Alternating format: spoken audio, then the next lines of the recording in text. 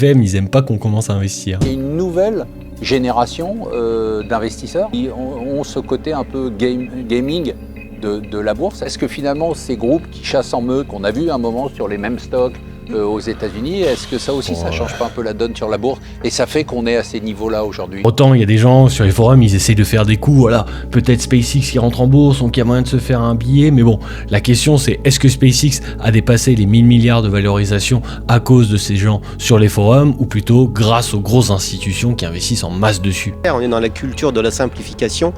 Et c'est abominable parce que l'IA, les chats GPT va aussi faire ça, c'est qu'on va nous filer tout préparé, toute réflexion. Quand on arrête de réfléchir, le pire peut arriver. La bonne nouvelle, c'est que ça démocratise l'accès à la bourse. Donc ça c'est bien. Beaucoup via les cryptos. Donc, et d'ailleurs, les gens font la même chose. C'est pour ça qu'eux, ils n'achètent pas de fonds, ils achètent deux ETF, mais ils consomment avec une vision extrêmement court terme.